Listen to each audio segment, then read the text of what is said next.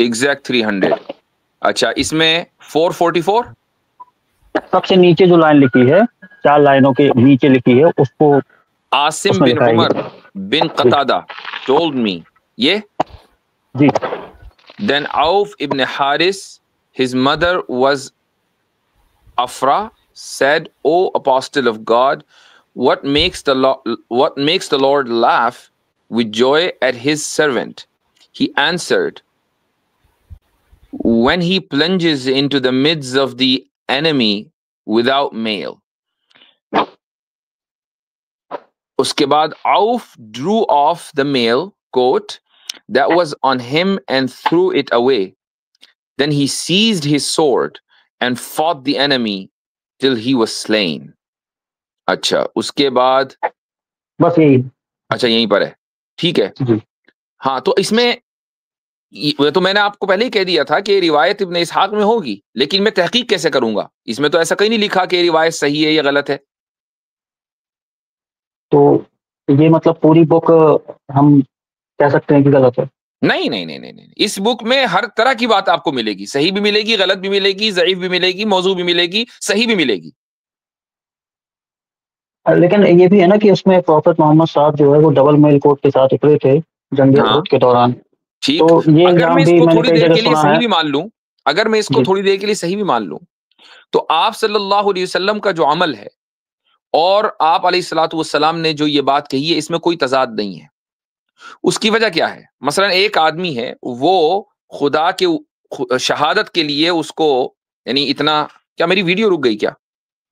नहीं, अच्छा, यानी उसको शहादत का शौक इतना है कि वो ये चाहता है कि मेरे ऊपर मैं कोई दुनियावी शेल्टर प्रोटेक्शन इख्तियार किए बगैर मैं अल्लाह के रास्ते में शहीद हो जाऊं, और तलवार लेकर वो निकल पड़ता है खुदा के ऊपर तवक्कुल करके। तो अल्लाह ताला उसके ऊपर ही लाफ्स, यानी अल्लाह ताला को ये चीज समझ लीजिए कि उसको सवाब मिलता है। लाफ का मतलब ये नहीं कि अल्लाह ताला हंस रहा है, इसका ये एक इस्तिआरा है, अल्लाह ताला उसको सवाब देता है, उसकी शहादत को कबूल करता है।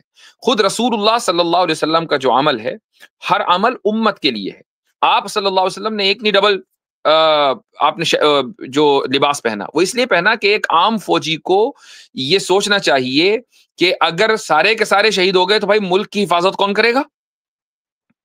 ये एक इनफिरादी जज्बा है, वो अलग चीज है, लेकिन जो कौमी हमीयत या इज्तिमाई जो कॉन्शियसनेस होना चाहिए वो ये कि हमें अपने प्रोटेक्शन करनी है, और प्रोटेक्शन के साथ साथ आखिरी लम्हे तक लड़ना है, तभी तो हिफाजत होगी, तभी तो कॉज में आप विन करेंगे, वरना कैसे विन कैसे करेंगे? आप लूज कर जाएंगे। तो आप सल्लल्लाहु अलैहि वसल्लम का जो अमल है वो उम्मत की हिदायत के लिए है, और इन सहाबी ने जो ये किया वो एक इनफिरादी जज्बा है, दोनों को अल्लाह ताला कबूल करता है, इसमें कॉन्ट्रडिक्शन कहाँ है? बट इसमें मुफ्ती साहब ये भी देखा गया है कि जंग ये भी उहद उस में सूरत में है, ये भी उस सूरत में जबकि मैं इस रिवायत को सही मान लूं, पहले मुझे तहकीक करनी पड़ेगी ना कि रिवायत किस दर्जे की है। जी, ऑलराइट। जब जंग उहद के दौरान हम देखते हैं कि प्रॉफेट साहब ने डबल लिबास पहना, तो जब पहाड़ी चढ़ने का मौका आया तो वहां पे भी उनको प्रॉब्लम हुई। तो ये भी मतलब उनकी जो सोच थी उनसे मैच नहीं करता। क्या मतलब प्रॉब्लम हुई? मतलब डबल, अगर आप डबल मेल कोट पहने हैं, गार्ड पहने हैं, तो ऑब्वियसली आपका वेट ज्यादा होगा, और पहाड़ चढ़ना तो वैसे ही नॉर्मली मुश्किल होता है। तो उन्होंने ये चीज नहीं सोच रखी थी कि हमारी अगर हार होगी तो हमें इस तरीके से, क्योंकि पहाड़ चढ़ना प्लानिंग का हिस्सा नहीं था ना भाई। ये तो एक अचानक सी एक प्लानिंग का हिस्सा क्या था? प्लानिंग का हिस्सा ये था कि जो छोटा पहाड़ है उहद के सामने, आई डोंट नो अगर आपने उसकी कभी 3D इमेज देखी हो, उहद के सामने एक छोटा सा, देखिए जी, उहद के सामने एक छोटा पहाड़ है, तो वहां पर आप सल्लल्लाहु अलैहि वसल्लम ने एक बटालियन को खड़ा किया था, और उनको ये कहा था चाहे कुछ भी हो जाए यहां से हटना नहीं है। इन लोगों की ये गलती हुई कि वहां से हट गए। तो प्लानिंग का तो हिस्सा ये था कि अगर वो वहां से ना हटते तो उहद के मौके पर जो मुसलमानों को नुकसान हुआ है वो नुकसान नहीं होता। तो प्लानिंग का ये हिस्सा था, लेकिन कुछ लोगों की जल्दबाजी की वजह से मुसलमानों को नुकसान हुआ, इस वजह से आप सल्लल्लाहु अलैहि वसल्लम को उहद पहाड़ के ऊपर चढ़ना पड़ा। मैं उस जगह भी गया हूं, वो चढ़ना कोई आसान नहीं था। आप एक आर्मर पहन के भी नहीं चढ़ सकते, चाहे कि 2 आर्मर पहन के चढ़े, वो इस तरीके का स्टीप वो हिस्सा है। तो ये चीजें प्लानिंग का हिस्सा नहीं होती हैं, ये चीजें तो अचानक आ जाती हैं। फिर जाहिर है कि जब चीजें अचानक आती हैं जंग के मैदान में, तो आदमी उसके एतबार से एडजस्ट करता है। जी, शुक्रिया। चलें चलें, ठीक है, आपसे इजाजत लेंगे। फिलोसोफियंस जी साहब। फिलोसेपियंस जी भाई। आप म्यूट पर हैं।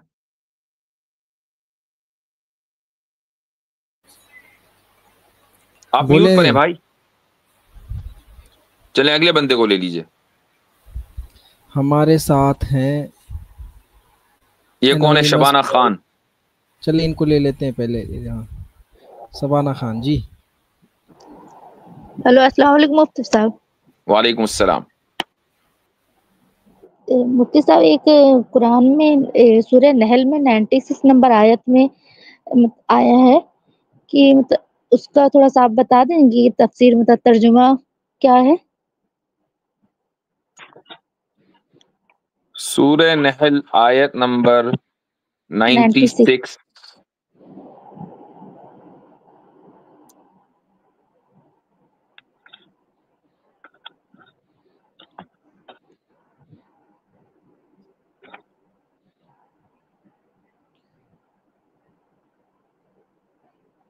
मा इंदकुम यनफदु व मा इंदल्लाहि बाक़, यही वाली आयत है। जी जी। और जो कुछ तुम्हारे पास है वो खत्म हो जाएगा, और जो कुछ अल्लाह के पास है वो हमेशा रहेगा। वलनजज़ियन्नल्लज़ीना सबरू अजरहुम बिअहसनि मा कानू यअमलून, और जो लोग साबित कदम हैं हम उनके अच्छे कामों के इवज उनका अजर उनको जरूर देंगे। जी। अच्छा, ये वाली नहीं, इसमें एक में मुफ्ती साहब इसमें ये है कि अल्लाह पाक जिसे चाहता है सीधा रास्ता दिखा देता है और जिसे चाहता है गुमराही में डाल देता है। ये उससे पहले है आयत नंबर 93। जी। वलौ शा अल्लाहु लजअलकुम उम्मतन वाहिदा, और अगर अल्लाह ताला को मंजूर होता तो तुम सबको एक ही तरीके का बना देते। सारे मुसलमान होते या सारे काफिर होते, अल्लाह को उसके इख्तियार में है। वलाकिन युदिल्लु मन यशा व यहदी मन यशा, लेकिन जिसको चाहते हैं बेराह कर देते हैं और जिसको चाहते हैं राह पर डाल देते हैं। वला तुसअलुन्ना अम्मा कुंतुम तअमलून, और तुमसे तुम्हारे अमाल की जरूर बास पुरुष होगी। जी।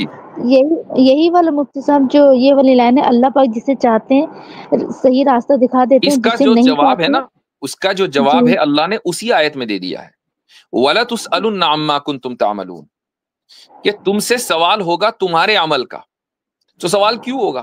इसलिए कि अमल तुम्हारा है। अगर अल्लाह का अमल होगा तो सवाल तुमसे कैसे होगा भाई? तो सवाल हमसे तुमसे इसलिए होगा चूंकि अमल हमारा है।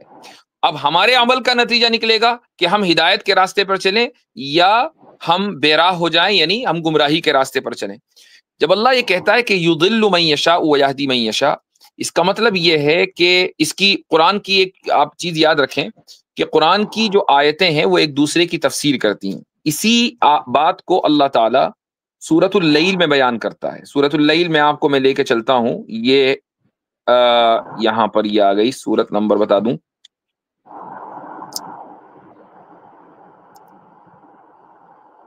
ओके, ये है सूरह नंबर 92। इसमें अल्लाह ताला फरमाता है कि फअम्मा मन अअता वत्तका वसद्दक़ बिल हुस्ना, कि जिसने अल्लाह की राह में माल दिया और अल्लाह से डरा और अच्छी बात को सच्चा समझा, वसद्दक़ बिल हुस्ना, अच्छी बात को सच्चा समझा, फसनुयस्सिरुहु लिल युस्रा, तो हम उसको राहत की चीज के लिए सामान देंगे, उसके लिए राहत का सामान आसान कर देंगे। यही मतलब है उसको रास्ते पर डालना। वो अम्मा मन बखिला, और जिसने बुखुल से काम लिया और उसमें लिखा हुआ है हुकूक वाजिबा, यानी जो उसकी जिम्मेदारियां हैं वो भी पूरी नहीं की, वस्तगना, और अल्लाह से या खुदा से न डरा, वकज़्ज़ब बिल हुस्ना, और उसने अच्छी बात को भी झुटलाया, तो हम उसके लिए तकलीफदा चीजों के लिए तक आसानी कर देंगे। फसनुयस्सिरुहु लिल उसरा, तो ये तकलीफदा चीज क्या है? ये है गुमराही। तो इसका मतलब ये हुआ कि अल्लाह जो कह रहा है उस आयत में कि वला तुसअलुन्ना अम्मा कुंतुम तअमलून, कि तुमसे तुम्हारे अमल के बारे में सवाल होगा, वो तुम्हारा अमल तय करेगा कि तुम्हें हिदायत पर आना है कि तुम्हारी गुमराही पर आना है। वो तुम्हारा अमल क्या है कि अगर तुम अपनी जिम्मेदारियों को पूरा करोगे, अगर तुम अच्छाई को अच्छा समझोगे और अगर तुम खुदा से डरते रहोगे, ये तुम्हारा अमल है, इसकी बुनियाद पर तुम्हें सीधे रास्ते पर डाला जाएगा। और अगर तुम बुखल करोगे, यानी अपनी जिम्मेदारियों को पूरा नहीं करोगे और इसी तरीके से खुदा से नहीं डरोगे, अच्छाई को बुराई समझोगे, तो तुम्हें गुमराही पर डाल दिया जाएगा। तो उसी आयत के अंदर वला तुसअलुन्ना अम्मा कुंतुम तअमलून में आपके उस एतराज का जवाब है। जी मुफ्ती साहब। और एक और मुफ्ती साहब, जो सूरह बकरा में है, ला युकल्लिफुल्लाहु नफ्सन इल्ला वुसअहा, ये वाली आयत में ये कैसे, मतलब अल्लाह पाक ने कहा कि हम किसी पर उसकी सहन शक्ति से ज्यादा बोझ नहीं डालते हैं, तो ये कैसे, मतलब हम कैसे मतलब समझ सकते हैं इसको? क्योंकि कोई कोई तो बहुत ज्यादा परेशान है, मतलब एक के बाद एक तकलीफ, एक के बाद एक तकलीफ, तो मतलब इसका मतलब क्या है फिर? यानी जो इबादत है वो उतनी ही है कि जितनी हम अपनी जो हमारी फिजिकल स्ट्रेंथ है उसकी बुनियाद पर अदा कर सकें। अल्लाह ताला ने हमें किसी ऐसी इबादत का मुकल्लफ नहीं बनाया है कि जो हम कर ना सकें। मसलन किसी ऐसे शख्स को जो न चल सकता हो, न उठ सकता हो, न बैठ सकता हो, न उसके पास माल हो, उसको हज करने का मुकल्लफ नहीं बनाया कि तुम जाके हज करो। एक आदमी है कि जो उठ नहीं सकता, उसको नमाज खड़े होकर पढ़ने का मुकल्लफ नहीं बनाया है, उसको कहा कि तुम ठीक है बैठकर ही नमाज पढ़ लो। एक गरीब को ज़कात देने का मुकल्लफ नहीं बनाया है, चूंकि उसके पास माली ने, वो कहां से ज़कात दे। तो जितनी इंसान के अंदर वुसात है उतनी ही उसके ऊपर इबादत डाली गई है। ये इबादत से रिलेटेड मुफ्ती, जैसे हमारे ऊपर जो ला परेशानियां होती कल्लफ़ है, युकल्लिफु का मतलब आता है किसी कोई चीज असाइन करना। हमें क्या चीज असाइन की गई है, हमारे ऊपर क्या जिम्मेदारियां, हमें इबादत हमारे ऊपर असाइन की गई है। वरना जो इस वक्त हमारी जिंदगी में जो हालात आते हैं, किसी को कोई तकलीफ आ गई, किसी के खानदान में किसी का इंतकाल हो गया, ये चीजें असाइन नहीं होती हैं। कल्लफ़ा युकल्लिफु के माने ही आते हैं असाइन करना, कोई टू असाइन अ टास्क, कोई टास्क देना। तो किसी की मौत क्या कोई टास्क होता है? नहीं नहीं नहीं, अच्छा ठीक है, तो चलें लेकिन लोग कहते, लोग, अच्छा जी। मुफ्ती साहब एक क्वेश्चन और कर लूं? नहीं बस तो हो गए, अब और भी लोग हैं। ठीक है, चले ठीक है। चलें ओके फिर आइएगा इंशाअल्लाह। ओके। अस्सलाम। एक बार हजरत इनको पूछ लेता हूँ मैं, फिलोसोफियन भाई को। जी भाई आप मौजूद हैं? फिलोसोफियन साहब नहीं है वो, फिर आप रिमूव कर दीजिए ताकि और भी लोग आ सकें। जी, इतने में मैं ले रहा हूँ एनोनिमस वॉल्फ को। जी एनोनिमस साहब। हेलो अस्सलाम वालेकुम मुफ्ती साहब। वालेकुम अस्सलाम। मुफ्ती साहब मैं उम्मीद करता हूँ कि आप खैरियत से होंगे। आप मुसलमान हैं भाई? जी जी मैं अल्हम्दुलिल्लाह हाँ, अगर मुसलमान बैक स्टेज करें व्यू जाए। थोड़ा देर नेम मुसलमानों वाले हीरेन सोनी। हाँ जी जी भाई। नमस्ते। हीरेन सोनी जी क्या हाल चाल है? हाँ बस ठीक है वाजी साहब, आपका क्या हाल चाल है? बिल्कुल ठीक सर। अमेरिका में ठीक है सब? सब ठीक है माशाल्लाह। खाना वाना खा रहे हैं कि नहीं खा रहे? खाना भी आप खा कौन रहे से? हैं, पानी भी पी रहे हैं, सब चल रहा है। देखें पानी भी रखा हुआ है। अरे अरे थोड़ा जिन बिन भी विस्की विस्की पिया करे यार। वो हमने आपके लिए छोड़ी हुई है, रात को टूडो के आप स्ट्रीम पर आए वो हमने आपके लिए छोड़ रखी है। अरे वाह, थैंक यू थैंक यू। अरे आपके पास हो तो हमारी इधर भेज दीजिए, हमको तो हलाल है, आपके लिए हराम है। बिल्कुल ऐसा ही है, क्योंकि गंदगी जो है वो अल्लाह ताला ने हमारे लिए हराम कर रखी है। आप लोगों ने गंदगी को अपने लिए हलाल कर रखा है, तो इसमें भाई आप लोगों का कसूर है, हमारा कसूर नहीं है। अरे सुनिए, ये आपके अल्लाह के रसूल की शादी तो बरका बिन नौफल ने दारू पिला के की थी ना, और सब वो अल्लाह के रसूल का वो ससुर को डूस कर दिया था। हाँ वो होल्ड ऑन, नहीं पियक्कड़ है भाई, बड़े बड़े हैं। कैसे बोल सकते हैं आप ये? तो देखें जो चीजें, जाहिर सी बात है कि जो इस तरह के वाकयात हैं उसी के बाद तो आई डोंट नो आप किस वाकये को रेफर कर रहे हैं, लेकिन इस तरह के वाकयात हुए हैं, इसी वजह से इस्लाम में शराब को हराम करार दिया गया। लेकिन भाई देखें एक बात सुने, अगर मान लीजिए एक कौम को या कुछ लोगों को गाय के मूत्र में ही मजा आ रहा हो, तो फिर शराब तो एक छोटी चीज है। ये जो लोग गाय का मूत्र पीकर ही टुन हो जाते हो, तो फिर शराब तो फिर छोटी चीज है ना भाई। बल्कि गाय का मूत्र क्या अपना ही मूत्र पीकर टुन हो जाते हो, यानी साइकिल चला रखा है अपना ही मूत्र पीकर टुन हो रहा है। अरे वादी साहब, तो आप एक काम ये करें कि ट्यूब लगा लें, निकले फौरन मुंह में, इतना भी वक्फा न दें कि वो कहीं निकल जाए। किसी बर्तन में ट्यूब लगाकर सीधा उसका जो दूसरा सिरा है वो अपने मुंह में, ताकि एक तरफ से निकले और सीधा मुंह में जाए। हाँ जी, अब मुझे बोलने देंगे? ठीक है। वैसे आज आपने कितने पैक पिए हैं? मैं तो सोच रहा था कि आपकी बुजुर्गी का कुछ एहतराम करूंगा, लेकिन ऐसा लगता है कि आपको एहतराम रास नहीं आया। अरे सूर्य तो सही, ऊंट का आपको शायद एहतराम रास नहीं आया मेरे भाई। मैं तो सोच रहा था कि आपकी बुजुर्गी का, आप बड़े हैं। हमें तो इस्लाम ने ये सिखाया है कि अगर हाँ। सामने वाला उम्र रसीदा है तो उसकी बुजुर्गी का एहतराम करना चाहिए।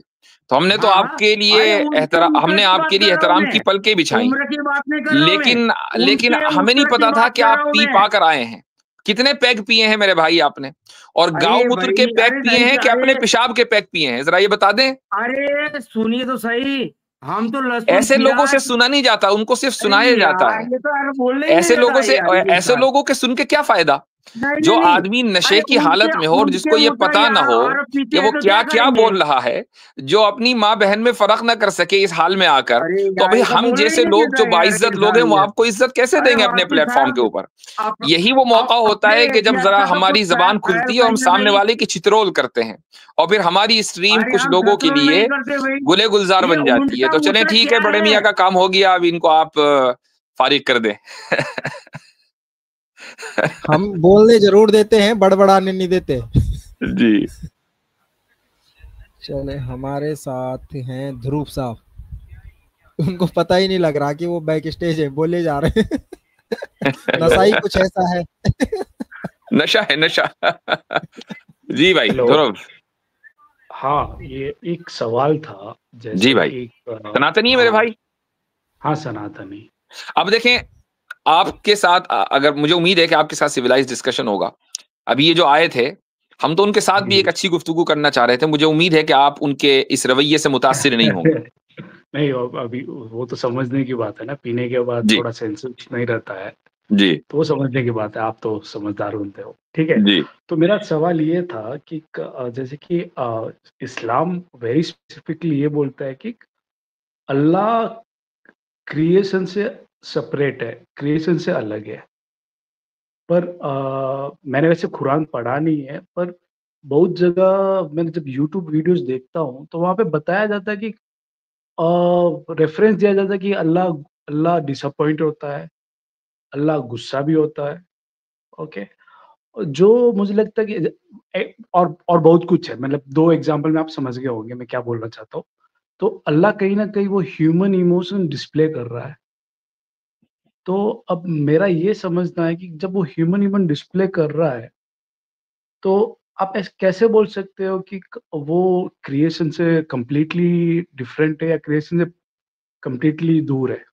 ये सही। सवाल है मेरा। आपका सवाल बहुत अच्छा है और मुझे खुशी होगी कि मैं इंशाअल्लाह इसका जवाब दूं। आपने जो बात कही उसका असल मुद्दा ये है कि खुदा ह्यूमन इमोशंस डिस्प्ले करता है, तो फिर वो क्रिएशन से अलग कैसे है? वो भी फिर क्रिएशन ही का हिस्सा हुआ, क्योंकि क्रिएशन के अंदर इमोशंस होते हैं। देखें, ये बात जहन में रखनी चाहिए कि खुदा जब हमसे गुफ्तगू करता है तो ऑब्वियसली बात है कि वो हमसे उस जबान में गुफ्तगू करेगा जिस जबान को हम समझेंगे, जिस जबान से हम रिलेट करेंगे। इसको एक मिसाल से समझ लीजिए कि अगर आपका प्रोफेशन आईटी नहीं है और मैं आपको सी प्लस प्लस में या पाइथन में कोई चीज लिख कर दे दूं और आपने कभी आईटी कोर्स ना किया हो, तो ऑब्वियसली बात है कि आप उसको ना समझ पाएंगे। और अगर मेरे अलावा सी प्लस प्लस लैंग्वेज या जावा लैंग्वेज या पाइथन कोई ना जानता हो दुनिया में, तो फिर वो बात कभी कोई समझ ही नहीं पाएगा।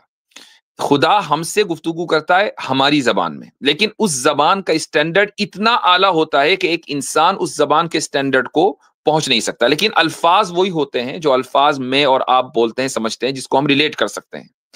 अच्छा, इसीलिए खुदा ने कुरान में और आप सल्लल्लाहु अलैहि वसल्लम की जबानी हमें कुछ उसूल दे दिए। वो उसूल ये दिए कि भाई खुदा इंसान नहीं है। वो उसूल ये दिया कि खुदा जैसी कोई चीज नहीं है, लईसा कमिस्लिही शै। खुदा ने एक प्रिंसिपल बयान कर दिया कि उस जैसी कोई चीज क्रिएशन में है ही नहीं। जब ये उसूल आ गया, अब हम इस उसूल को, प्रिंसिपल को सामने रखेंगे और उसके बाद वो आयतें देखेंगे जहां मसलन ये हदीसें देखेंगे। मसलन खुदा के ताल्लुक से एक हदीस में यह है कि वो हंसता है। खुदा के ताल्लुक से एक हदीस में यह है कि वो खुश होता है। तो ये जो खुश होना, हंसना, ये सारी चीजें हैं, इसका ताल्लुक है सवाब देने से। यानी जब वो खुश होता है, वो हंसता है, तो इसका मतलब ये नहीं कि वो हमारी और आपकी तरह खुश हो रहा है या हंस रहा है। इसका ताल्लुक इमोशन से नहीं है, बल्कि इसका ताल्लुक रिवॉर्ड से है कि वो उस आदमी को रिवॉर्ड देता है। इसी को बयान करने के लिए हंसना और खुश होना जिक्र किया गया। इसको एक और चीज से समझें। मसलन खुदा के लिए जब कोई इमोशन का लफ्ज इस्तेमाल होता है तो उसका जो रिजल्ट है वो मुराद होता है। हमारे लिए जब इमोशन का लफ्ज इस्तेमाल होता है तो उसका जो सोर्स है वो मुराद होता है। यानी मैं अगर ये कहूं कि मैं खुश हुआ या मैं हंसा, तो मेरे हंसने और खुश होने का जो सोर्स है वो मेरा दिल है। तो मेरे लिए, और दिलों के अंदर इमोशंस होते हैं, तो मेरा वो जो अल्फाज हैं वो मेरे इमोशन को बयान करने के लिए आएंगे। लेकिन जब यही अल्फाज हम खुदा के लिए इस्तेमाल करते हैं तो वो अल्फाज उन मकसद को बयान करने के लिए आते हैं कि उसका मकसद क्या है, और उसका मकसद है सवाब देना, उसका मकसद है रिवॉर्ड करना। तो ये फर्क जहन में रखना चाहिए। जी जी, फॉलो अप क्वेश्चन अलाउड है? जी बिल्कुल, गो अहेड। अच्छा, ये आपने कहा कि रिवॉर्ड देता है खुदा और पनिश भी करता है। Again, reward and punishment human intellect का ही काम है। आप अब नेचर, क्योंकि हम लिविंग बीइंग है, और रिवॉर्ड और पनिशमेंट यूजली ह्यूमन हम ही करते हैं, इंसान ही करता है। सही, और नेचर में अब ट्रीज है, रॉक्स है, वो सब नहीं करते हैं। सही बात है।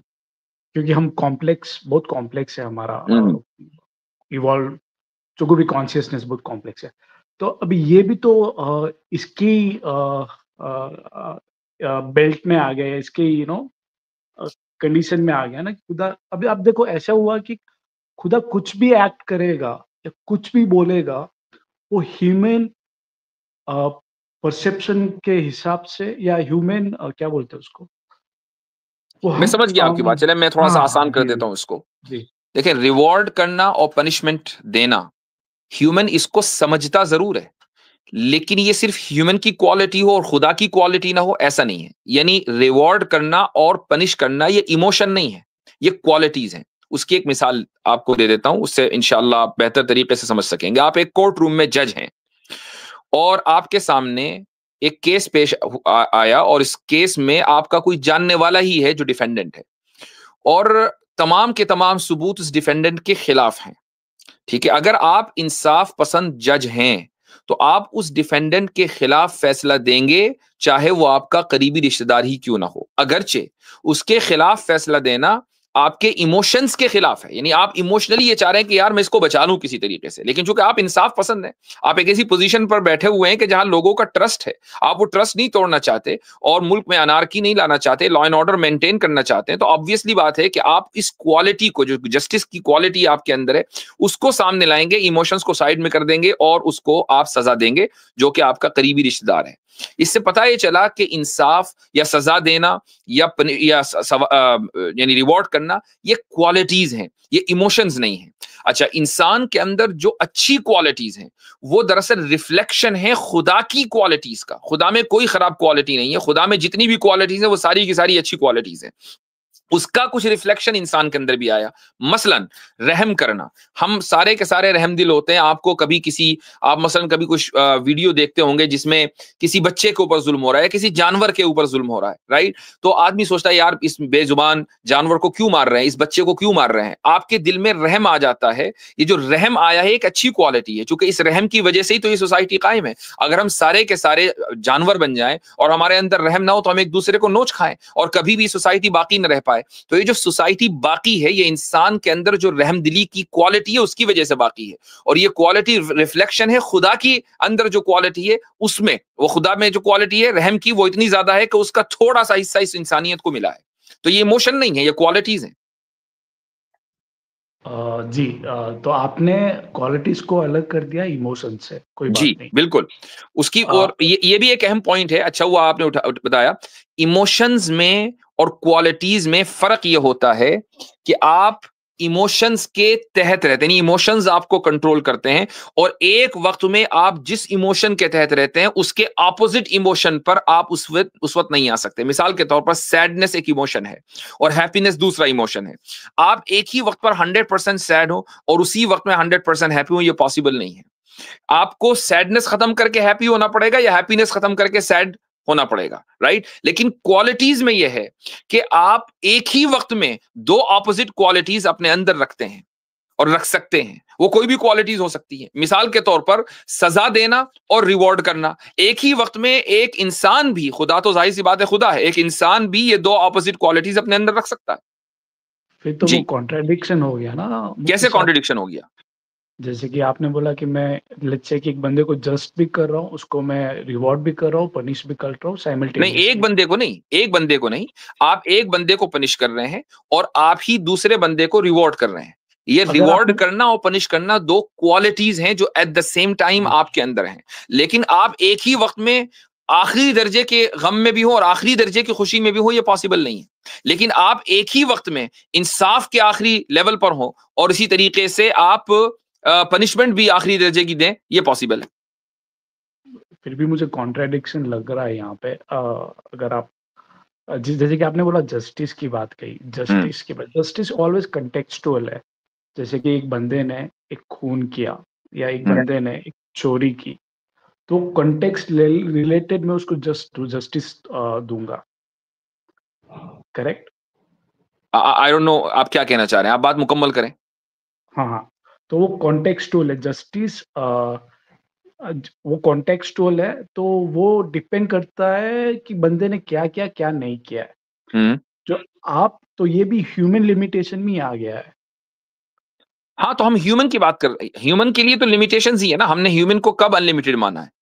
खुदा के लिए इन्फिनिटी, खुदा के लिए अनलिमिटेड चीजें हैं, इंसान के लिए नहीं। इंसान के लिए तो लिमिटेशंस ही लिमिटेशंस है। तो ये तो वही, अगर मैं खुदा को समझने की करूँ, जैसे खुदा जस्ट है, तो कौन से कंटेक्स्ट में उसको समझूंगा? बिना कंटेक्स्ट तो मैं कुछ समझ भी नहीं पाऊंगा। ठीक है, मैं आपको एक मिसाल देता हूं। थोड़ी देर के लिए मान लें कि खुदा है, ठीक है। अगर खुदा है तो वो हमारे जैसा या हमसे कमतर होगा या हमसे बेहतर होगा? हमसे बेहतर होगा। हमसे बेहतर होना जरूरी है ना, वरना फिर खुदा ही क्यों? भाई अगर हम जैसा ही होना है तो फिर हम जैसे अपने किसी भाई बंधु माँ बाप को, उन्हीं को मान ले खुदा। क्या जरूरी है कि हम ऐसे खुदा को माने जो हम जैसा ही है? हाँ, ठीक है, लेकिन तो ये वो हमसे अजम्पशन लिया और अजम्पशन के बेसिस के ऊपर ये भी मैं अज्यूम कर रहा हूँ कि वो हमसे अच्छा रहेगा, तो दोनों राइट। assumption अगर है मेरे। आपने पहला असम्पशन कर लिया तो दूसरा नेसेसरी है। या अगर खुदा है, हाइपोथेटिकली स्पीकिंग ही मान ले थोड़ी देर के लिए, अगर खुदा है तो उसका हमसे बेहतर होना जरूरी है। ये पॉसिबल नहीं है कि वो हमसे कमतर हो, वरना फिर नहीं है वो। हाँ, वो फॉलो अप अजम्पशन आ जाता है उसमें। हाँ, खुद ब खुद आएगा। अच्छा, अब आएगा। हमसे बेहतर वो क्या कैसे होगा? जो अच्छी क्वालिटीज हमारे अंदर हैं, जितनी भी अच्छी क्वालिटीज हैं, वो जस्टिस है, वो काइंडनेस है, वो सारी की सारी अच्छी क्वालिटीज हैं, ये सब की सब उसमें एक हाईएस्ट पॉसिबल लेवल के ऊपर हो। अगर वो हमारे जैसे लेवल के ऊपर है तो फिर वो हमसे बेहतर नहीं, वो हम जैसा ही है। अगर वो हमसे कम लेवल के ऊपर है तो फिर वो हमसे बदतर है। लेकिन वो सारी की सारी क्वालिटीज अगर हमारे अंदर पाई जाती हैं, अच्छी क्वालिटीज, तो उस खुदा के अंदर हाईएस्ट लेवल के ऊपर पाया जाना जरूरी है, तभी वो हमसे बेहतर होगा। वरना क्या चीज उसको हमसे बेहतर बनाएगी? ओके, ये आपने बात की, तो फिर हम यहाँ पे वो पार्शलिटी क्यों होता है? जैसे कि आपने बोला जस्टिस और अच्छी क्वालिटीज पे आप उसको कोरिलेट कर देते हो खुदा के साथ, पर जो नेगेटिव क्वालिटीज है जिसको आपने उसको एक अलग बकेट दे दिया है, जैसे कि अलग इमोशंस दे दिया है, राइट? इमोशन जैसे कि एंगर, ये नेगेटिव क्वालिटीज है। ये क्वालिटीज नहीं है ना, emotions. See that's the difference. ये क्वालिटीज नहीं है, ये इमोशंस हैं। इमोशंस को क्वालिटीज नहीं कहा जाता। मैंने उसको तफसील से समझा दिया कि आप दो कॉन्ट्रडिक्टरी इमोशंस एक साथ नहीं रख सकते, लेकिन दो कॉन्ट्रडिक्टरी क्वालिटीज एक साथ रख सकते हैं। इमोशंस खुदा ने क्रिएट किए हैं, लेकिन वो खुदा की क्वालिटीज नहीं है। जो हमारे अंदर अच्छी क्वालिटीज हैं वो खुदा के पास से आई हैं, वो खुदा के अंदर पहले हैं और हाईएस्ट लेवल पर हैं, तभी खुदा हमसे बेहतर है। ओके, जब जब आपके यहाँ आपके तरफ से, जैसे आपने बताया कि इंसान को जब खुदा ने बनाया है तो क्वालिटीज भी खुदा ने दी और इमोशन भी खुदा ने दी, तो ये फर्क है, इमोशंस में फर्क है, क्वालिटीज में फर्क है, आपका ये कहना है? उसकी वजह यह है कि इमोशंस इंसान को इटर्नल नहीं बनाते हैं। यानी जब किसी भी चीज के अंदर इमोशंस होंगे, इसका मतलब ये है कि वो इटर्नल नहीं है। अगर इटर्नल होगा तो इमोशंस नहीं होंगे, क्योंकि इमोशंस क्या, इमोशंस आते जाते हैं। आप हमेशा सैड नहीं हैं, आप हमेशा गमजदा नहीं होते, आप हमेशा खुश नहीं होते। तो इमोशंस आते जाते हैं, कभी आते हैं खत्म हो जाते हैं। तो जब हमारे इमोशंस हमारे अंदर आते जाते रहते हैं, इसका मतलब ये है कि हम भी आने जाने वाले लोग हैं, यानी हमारा भी आगाज है, हम भी खत्म होंगे। हम कभी भी, हम इमोर्टल नहीं है, हम इटर्नल नहीं है। खुदा इटर्नल है, इसलिए उसके अंदर इमोशंस नहीं होंगे। ओके, ठीक है, अच्छी बात। आपने जैसे कंपैशन की बात की है, तो ये जो क्वालिटीज है, जो आप, ये क्वालिटीज इंसान में जब आता है तब वो बहुत दुखी या बहुत तकलीफ से गुजरता है, तब